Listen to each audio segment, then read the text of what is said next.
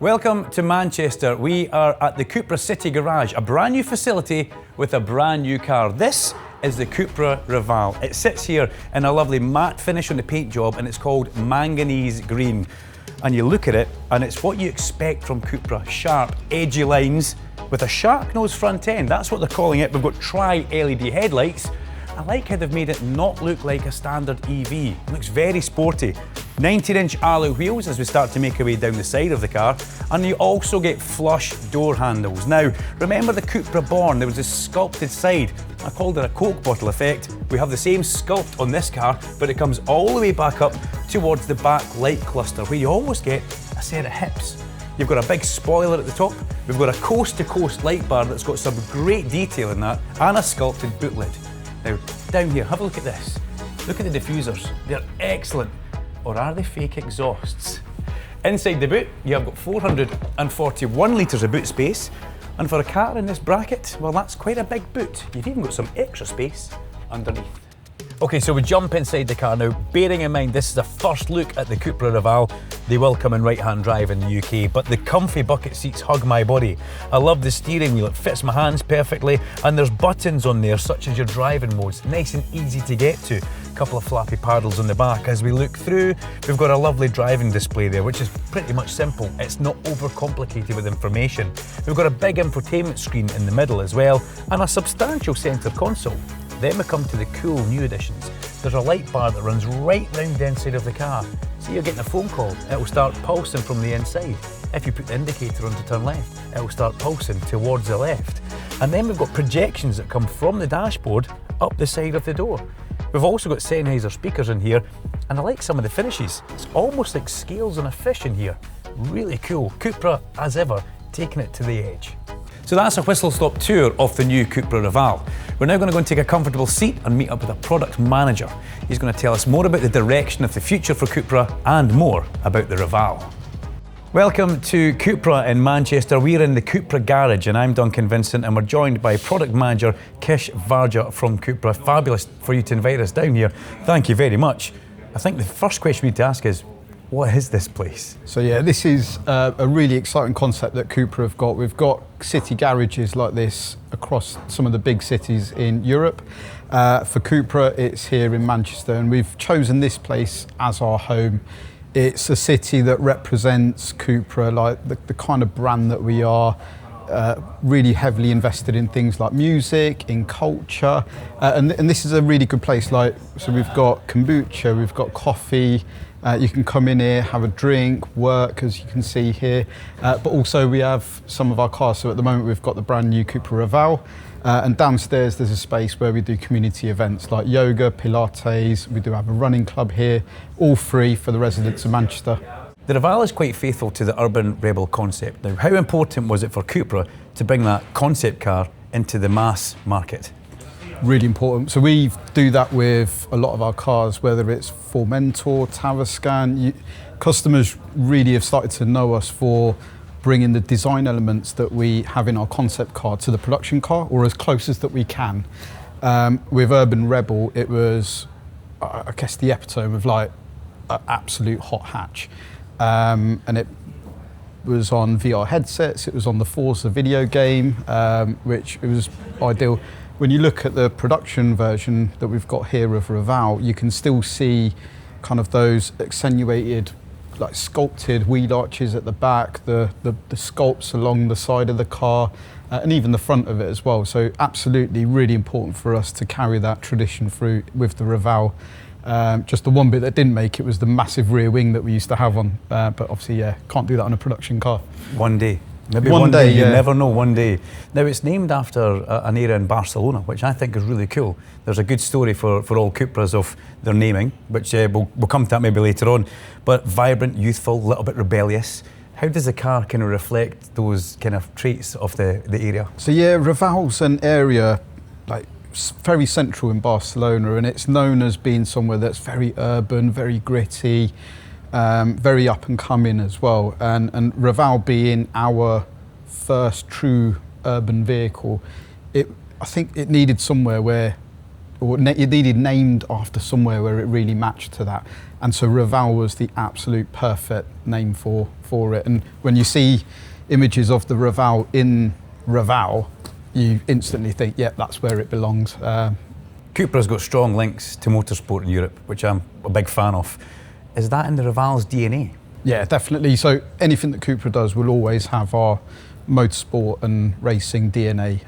So with Raval, we've obviously got the VZ version, but that also comes with a lot of technology advancements to really drive home and make sure that we've got all of that handling in there, whether it's the electronic limited slip differential, we've got dynamic chassis control, all of that really helps and comes from a lot of our racing pedigree. So we need to make a car that is CUPRA. Remember, CUPRA comes from the words cup racing. So yeah, it definitely has to still, and I don't think that pedigree will ever go away.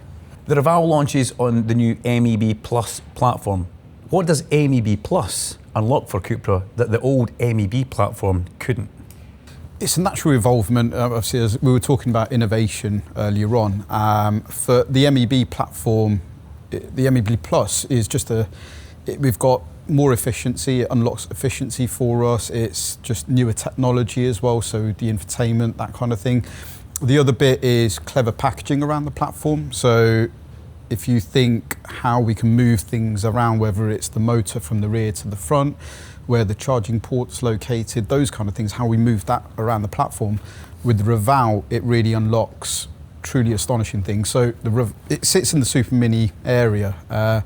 It's just over 4 meters long, and it falls into what we call the A0 segment. However, inside the car, it's got the interior space or roominess in the segment above, so larger hatchbacks. The boot size is 441 litres, which in this segment, I'm pretty sure is unheard of. But even in the higher segment or the larger segment, it's bigger than some of the cars in there as well. So what it really allows us to do is just really cleverly package the way we do it. So we've got small footprint, but a big, large interior for the size of car. CUPRA have confirmed 2 battery sizes, which is great, and some pretty impressive numbers when you get to the VZ performance range. But how did you balance performance and range when you get to the entry-level EV? Yeah, so obviously with the entry level, we really want to, this is for many customers, this is going to be the entry point into the CUPRA Raval range. So ultimately it comes down to range, performance, and you need to balance the two. So we've got our entry level will have 115 PS, but still has nearly, or will be around 200 miles of range, which is really good for what is going to be a 37 kilowatt battery. When we then get to the 52 kilowatt battery, but with the non-VZ, that's going to be around the 280 mile mark in terms of the range. So really, really good figures, and that's still got 210 PS of power. So really punchy for a car this size. With the VZ, what we end up doing is effectively dialing that power up. We do lose a little bit of range. It's still going to come in around the 250 mark in terms of the range. But what you do get is more power. So we've tried to create a car or have a battery stroke motor combination that fits with most customers' needs as well. You've got disc brakes all round, which is not really common when you get to a small EV. But what drove CUPRA to make that decision, and what does it do for the driving experience? Yeah, so one of the CUPRA Born, for example, is rear-wheel drive. So the motor's at the rear of the car, and which means the regenerative braking happens at the rear of the car. So effectively what you've got is stopping power on all 4 wheels. You've got disc brakes at the front and an electric motor providing good stopping power at the back. With the Raval, it's front-wheel drive, so that automatically moves that regen brake into the front, and you then need extra stopping power at the back, and drums aren't going to cut it there. So what you end up with is putting disc brakes all around. In terms of what it means is, with other clever technology that we've got in terms of like this one box and one pedal driving, you read some of the reviews out there. Some people have called it the best brakes on an EV that they've driven, but it gives you that real, I think it's closest that I've driven as well on an EV to what we can get to an ICE car in terms of that battery, or the brake pedal feel, and not knowing where the motor's working and knowing where the brake pads are kicking in. So it's really unlocked some astonishing stopping power there. You've given the Raval a low ride-height, progressive steering and CUPRA suspension, but what parts of the CUPRA-ness were non-negotiable when you guys were thinking about the driving feel? Dare I say all of it? So, as I say, with our pedigree that we've got, we have to design a car that it has CUPRA embedded inside. And so when a driver gets in and feels it, it's got to feel like a CUPRA. When you think like all of the things that you mentioned there are what makes a CUPRA, right? So whether it's the dynamic chassis control, whether it's the limited slip differential, all of those work hand in hand to deliver a car that drives CUPRA, feels CUPRA. So I can imagine from an engineer's point of view, all of that would have been almost like, whatever we do, it has to drive like a CUPRA, whatever it takes. The VZ model comes with an electronic limit slip diff and adaptive damping. So how close does it bring the Raval to being a true electric hot hatch? Amazingly. Back then I was just going to the time when I drove it, and all of those technologies, also on the VZ we've got a little bit of extra negative camber on the wheels as well, half a degree if I remember, but all of that just, and the power with the 225 PS, just it means that the car just handles so well. There was really hardly any understeer. It just meant that the power delivery as well, we were talking about the torque that you get with the EVs. I mean, when you've got 225 PS going through front wheels, it's more than what a lot of even today's hot hatches in the petrol equivalent have. But you needed a way of getting that delivery onto the road. So all of those technologies just work together to really plant that car to the road. It handles around corners really well, but also means that the power delivery is on point. CUPRA has always been about the emotional connection between car and driver and making sure that that works and lasts. How did the engineers get the kind of soul from the Raval to feel the same? We've got some technologies here that for CUPRA it's a first. So we spoke about interior projections, we spoke about interior lighting, we've got Sennheiser sound system as well, and the CUPRA engine or CUPRA E sound that we've got, which is actually modelled off of our Formula E team, and then we've got that sound in here. One of the things that they've done to really enhance the immersion for the driver is use all of that working together. So when you do launch control, for example, on the VZ, you've got the display, the digital cockpit, the smart light, ambient lighting, the projections, and the E sound working together to really create an immersive experience for the customer or for the driver. And that's CUPRA through and through, right? It's all about driver first, driver-centric driving.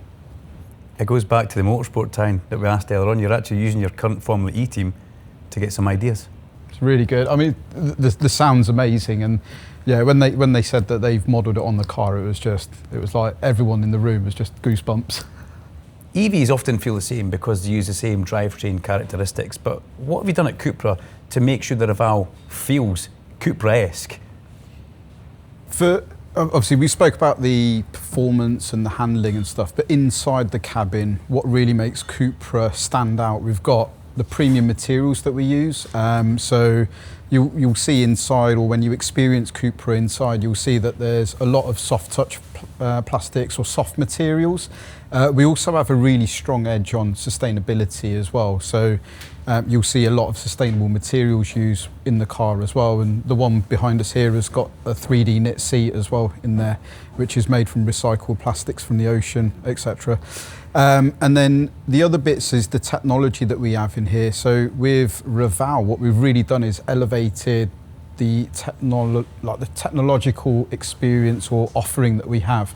So even in this small segment of car, you can get features like rear view camera, mobile device key. We've even got remote park assist, which means you can help park the car from your mobile phone. So these are all bits of technology that you don't normally find in this segment, but we've effectively brought that technology from our bigger cars down to the Raval. Priced at CUPRA's most accessible model, it may be a lot of people's first interaction with the actual brand. What impressions do you want the Raval to leave on some people? So I think we need to definitely showcase what the brand stands for. And for many of these customers, this will be probably the first time they maybe even interact with our brand. So some will be existing customers, but we anticipate that this will bring a lot of new people to the brand. So the Raval definitely has to portray what the brand means, what CUPRA means. So whether it's the design, the performance, the technology that we put in the car, those premium materials that we spoke about, it needs to really put CUPRA into a good stead with these customers, and that's what we aim to do, and we've created a car just to do that as well. Where do you believe that the Raval stands out from this hyper-competitive small EV market that you've got involved in? Because you're up against Renault, you've got MG, and you've got BYD, to name a few. Yeah, there's loads of cars in this segment, and we're completely aware of that. I think for me, the three key things, I'll repeat them again, it's design, performance and technology. I think you look at the car and it is one that's going to stand out in this segment. You look at the performance, you've got the VZ, we've got the racing heritage, and you look at the technology, we've got things like the top view camera, you've got a 12 speaker Sennheiser sound system with 475 watts. The other bit is then the footprint, and I think I believe we're the only car in this segment that has the same footprint, only 4 meters long, but the interior space of the segment above. And as I say, with that 441 litre boot, it's absolutely mind-blowing. So I think that's where we really stand out against the competitor. Kish, I'd love to thank you for your time. The knowledge is fabulous that you have on the CUPRA brand, and I can't wait to get a little bit closer, up close and personal with the Raval. Thank you very much. No, thank you for having me. What a fantastic day we've had down here at the CUPRA City Garage in Manchester. We've seen the new CUPRA Raval. Can't wait to get my hands on that car for a road test. Make sure you keep your eyes on the Arnold Clark social media channels and YouTube, because I'm Duncan Vincent. This is the Arnold Clark YouTube channel. Make sure you like and subscribe and hit that bell icon so you never miss an upload from us. And until next time, safe driving.